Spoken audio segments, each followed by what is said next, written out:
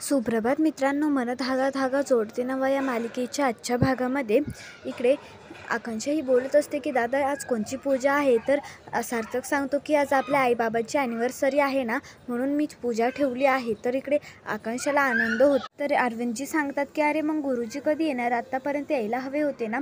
तर सार्थक सांगतो की तुम्हाला माहिती आहे ना ते गुरुजी कसे आहेत, येतील पण ते. तर लगेच इकडे अरविंदजी सांगतात मग आवरून घ्या, सगळेजण तयार व्हात मग. आणि सुद्धा तू गोड करण्यामध्ये काय केलेलं आहे. तर लगेच सार्थक सांगतो की श्रीखंडची ऑर्डर दिली आहे मी, कोणाकडे दिली आहे. तर सार्थक सांगतो की बरोबर मी त्या तुमच्या फेवरेट रामजीवाल्याकडेच दिलेली आहे. तर तेवढ्यात तिकडे खाली वृंदा तिथे येते आणि वृंदा बोलते काही ग सुद्धा कसली पूजा आहे. तर इकडे तेवढ्यात सुद्धा सांगते की अगं आज आमचा लग्नाचा वाढदिवस आहे म्हणून सत्यनारायणाची पूजा ठेवली आहे. तर मागूनच इकडे केदार येतो आणि तो बोलतो की आय एम सो सॉरी, पण ना मला आता इथे पूजाला थांबता नाही येणार, कारण माझे ते काका आहेत ना ते इगतपुरीला असतात. सो मग ते ICUमध्ये तिथे खूप सिरियस ॲडमिट आहे म्हणून त्यांना भेटायला जावं लागणार. तर सार्थक सांगतो की बरं चल मग मी पण येतो तुझ्यासोबत. तर केदार सांगतो की तू नको येऊ, मी जातो एकटा, तू थांब इथे पूजाला. मी आणि शलाका आणि अरविंदला पण घेऊन जातो, कारण ते भेटले नाही ना, मग भेटही होऊन जाईल त्यांची. तर लगेच ते ऐकून इकडे आनंदी सांगते की हो पण पूजा होऊस तर थांबू शकतात ना तुम्ही. तर केदार सांगतो की नाही आनंदी, मला मान्य आहे पूजा आहे, पण ते खूप सिरियस आहे म्हणून मला जावं लागणार. तर वृंदा सांगते की पण केदारला असं अचानक का. तर केदार सांगतो की आता सगळं अचानकच झालं, मग त्याला आम्ही पण काही करणार नाही ना. तर इकडे लगेच सुद्धा सांगते की बरं मग नीट जा. तर इकडे केदार हा वरती येतो, शलाकाला बोलतो की लवकर आवरायला ये, आपल्याला निघायचं. तर इकडे शलाका सांगते की पण असं कसं, घरात पूजा आहे आणि आईला न सांगता कसं. तर इकडे लगेच केदार सांगतो की मी सगळं तुला गाडीत सांगेल, तू आवर. तर इकडे दोघेही बॅग भरत असतात. तर इकडे आनंदी ही तयार झालेली असते. तर ती तिचं आवरत असताना मागून सार्थक तिथे येतो आणि तिची नकल करत असतो. तर आनंदी बोलते की मला सगळं कळतंय, काय करताय तुम्ही. तर इकडे लगेच सार्थक हा आनंदीला जवळ घेतो आणि बोलतो की तू खरंच खूप चांगली दिसते. तर आनंदी बोलते काय करताय तुम्ही, आज पूजा आहे म्हणून दूरच राहा. तर सार्थक सांगतो की बरं. तर लगेच इकडे सार्थक हा तिला बोलतो की आनंदी आय लव्ह यू, तू खरंच खूप छान दिसते. तर ते ऐकून इकडे लगेच आनंदी त्याच्या जवळ येऊन त्याला धक्का मारून तिथनं निघून जाते. तर इकडे मनोज हा गाडी आणायला आलेला असतो. तर लीना सांगते की गाडी आणलीत का तुम्ही. तर मनोज सांगतो की हो आत्ताच घरी निघतोय. तर लीना सांगते की घरी नका येऊ, कारण आई बोलल्यात की तिकडेच गणपतीच्या मंदिरामध्ये जावा आणि गाडीची चांगली पूजा करून मग घरी या तुम्ही. तर मनोज सांगतो की म्हणजे तू आईला सांगितलं का. तर लीना सांगते की आईला समजलं, मी नाही सांगितलं, ते सान्वीने सांगितलं, तिच्या तोंडात काही राहतच नाही ना. पण जाऊ त्या अण्णांना नाही सांगणार, कारण त्यांच्यासाठी ते सरप्राईज आहे ना. तर लगेच मनोज सांगतो की तुम्हाला एक धड कामसुद्धा नीट करता येत नाही. तर लीना सांगते की बरं जाऊ द्या, पण तेवढं मंदिरात जाऊन नारळ बिरळ फोडून तुम्ही मग घरी या. तर मनोज सांगतो की बरं. तर लगेच फोन ठेवल्यानंतर इकडे मनातल्या मनात मनोज सांगतो की ह्या घरात काही सिक्रेट राहत नाही.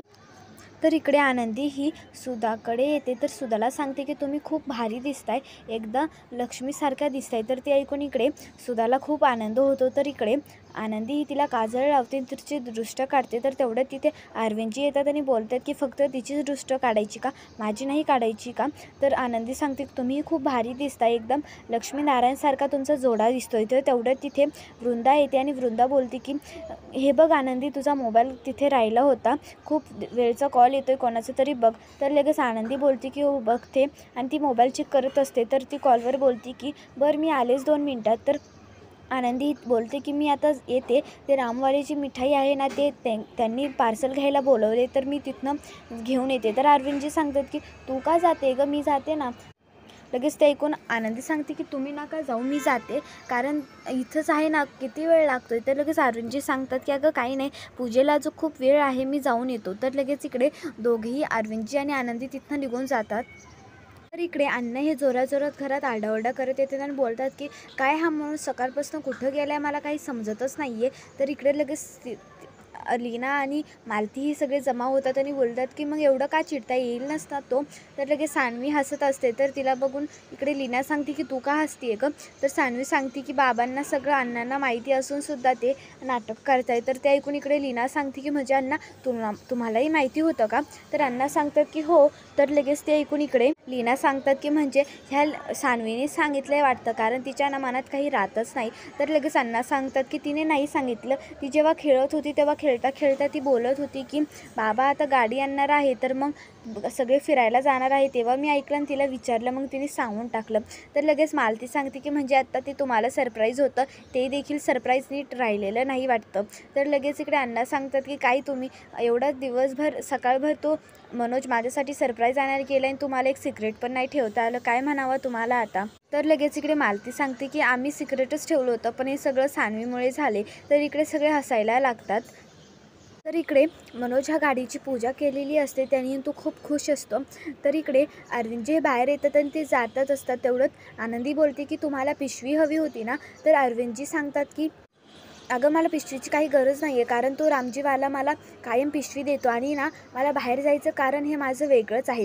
तर आनंदी बोलते की काय कारण आहे मग. तर लगेच अरविंदजी सांगतात की अगं 35 वर्षे झालेत आणि मी माझ्या सुधाला गजरे देत असतो, मग आज पण माझ्या मनात आलं की मी तिला गजरे देतो. तर ते ऐकून इकडे आनंदी खुश होते आणि बोलते की गजरा आणला ना, फक्त आणू नका, तो आल्यानंतर ना माळूनही द्या, म्हणजे त्यांनाही बरं वाटेल. तर लगेच ते ऐकून इकडे अरविंदजी सांगतात की हो ते तर मी रोज करतोच आता. तर इकडे तेवढ्यात तिथे गुरुजी येतात. तर सार्थक सांगतो की तुम्ही एकदा सगळं बघून घ्या, सगळं नीट आहे की नाही. तर इकडे गुरुजी सांगतात की सगळं नीट आहे, आता जोडींना घेऊन या. तर इकडे सार्थक हा आनंदीला आई बाबांना आणायला लावते. तर इकडे आनंदी ही आईला आणते. तर इकडे सार्थक सांगतो की खूप मस्त दिसते, पण बाबा कुठे. तर लगेच आनंदी सांगते की ते श्रीखंड आणायला गेलेत. तर सार्थक सांगतो की अरे मी जाणार होतो, त्यांना कशाला पाठवलं. तर आनंदी सांगते की मी पण त्यांना तेच बोलले होते, पण त्यांना तिथे आईसाठी गजरा आणायचा होता म्हणून ते गेले. तर इकडे ते ऐकून सुधाला खूप आनंद होतून ती बोलते की मला यांनी ते सांगितलं पण नाही. तर इकडे सार्थक सांगतो की बरं आता मी जाते आणि त्यांना आणतो मी. तर आनंदी सांगते की तुम्ही नका जाऊ, मी जाते, तुम्ही थांबा इथेच. तर आनंदी तिथनं निघून जाते.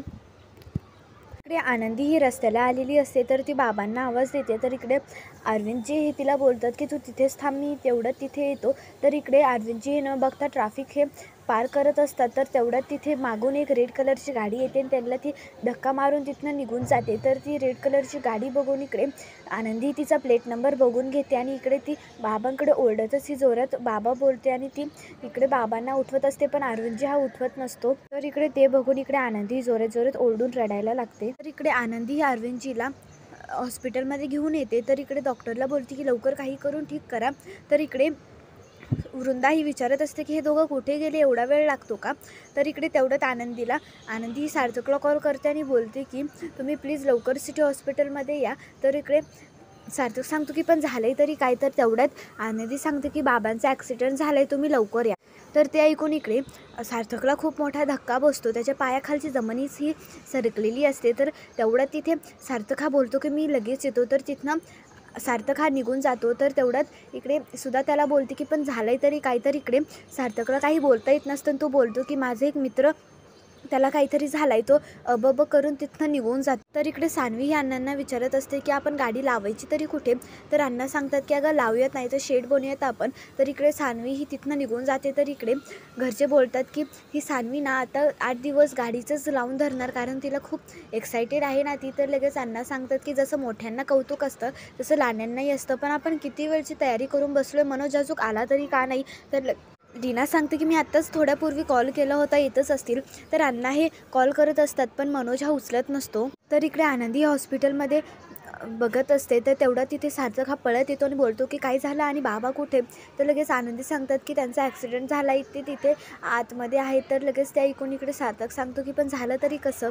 तर लगेच आनंदी सगळी घटना सांगत असते की कसा ॲक्सिडेंट झाला, कसा त्या लाल गाडीने त्यांचा ॲक्सिडेंट करून घेतला. इकडे तेवढ्यात हा सांगतो की तुम्ही चेहरा वगैरे काही बघितला का. तर आनंदी सांगते की नाही, पण मी रंग आणि प्लेटलेट लक्षात ठेवली आहे. तर लगेच ते ऐकून इकडे सार्थक सांगतो की गुड, मग आता माझं आहे का, मी काय बघतो, त्याला सोडणार नाही मी. तर तेवढं तिथं डॉक्टर येतात आणि ते बोलतात की तुम्ही एकदा बसून घ्या. तर लगेच सार्थक सांगतो की बसायची वेळ आहे का ही, तुम्ही सांगा ना काय झालं आहे ते.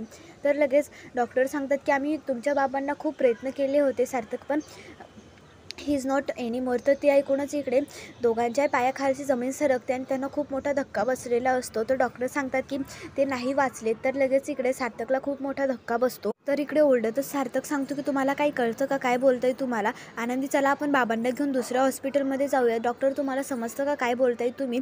कारण आमच्या बाबाची आणि आईची तिथे ॲनिव्हर्सरी आहे आणि ती वाट बघते. माझी आई घरी गेल्यानंतर काय सांगू तिला? तर इकडे सार्थक हा बाबांना बघायला आतमध्ये गेलेला असतो. तर इकडे डॉक्टर निघून गेल्यानंतर इकडे आनंदीला काहीच सुचत नसतं. ती डायरेक्ट कोमात गेलेली असते. तर इकडे सान्वी ही वाट बघत असते कधी इकडे येईल. लीना तिला समजावत असते की अगं येतील. तर तेवढंच सान्वी सांगते की माझी मैत्रीण बोलली की आपल्या गाडीने कोणाचा तरी ॲक्सिडेंट केला आहे, म्हणून आपल्या गाडीचा तर ॲक्सिडेंट झाला नसेल ना. ते ऐकून इकडे रीनाला खूप मोठा धक्का बसून ती बोलते काय बोलते, तुला कळतंय का सान्वी? तर इकडे लगेच मालती तिला आतमध्ये पाठवून देते आणि इकडे मालती सांगते की तिला काही नसतं कळत, ती छोटी असते. तर तिकडे मागून अण्णा तिथे येतात आणि अण्णा बोलतात की अगं मी सगळीकडे बघून आलो, तो तिथनं गाडी घेऊन केव्हाचा निघाला आहे आणि तो अजून का नाही आला. तर इकडे लीना आणि मालतीला घोर लागलेला असतो. ते बोलतात की काहीतरी बरं वाईट तर नसनच झालं म्हणणं, देवाची प्रार्थना आहे आपल्यासोबत. तर इकडे तिघही जण घाबरलेले असतात की मनोज का घरी येत नाही अजून. तर इकडे सुधा ही घरी असते. तर ती कुंकू लावतात. तेवढ्यातच तिथे सार्थक येतो. तो बोलतो की कुंकू नको लावू आई. तर लगेच सुधा सांगते की असं काय बोलतोय अरे, आणि तू एकटा का आला, बाबा आणि आनंदी कुठे? तर लगेच सार्थक सांगतो की ते नाही आले, कारण आता ते कधीच नाही येणार, कारण त्यांचा ॲक्सिडेंट झाला आहे. तर ते ऐकूनच इकडे सुधाला खूप मोठा धक्का बसतो आणि तिच्या हातातलं ते कुंकू खाली पडतं आणि ती तोंडात जोरात सार्थकच्या ठेवून देते आणि बोलते की तुला लाज नाही वाटत का असं तुझ्या बाबांबद्दल बोलायला. तर इकडे सार्थकला काहीच सुचत नसतं काय बोलावं. तर मित्रांनो, तुम्हाला काय वाटतंय की मनोज हा घरी येतो की काय होतं हे कमेंटमध्ये नक्की सांगा आणि आपल्या मराठी मावळा चॅनलला नक्की सबस्क्राईब करा. धन्यवाद.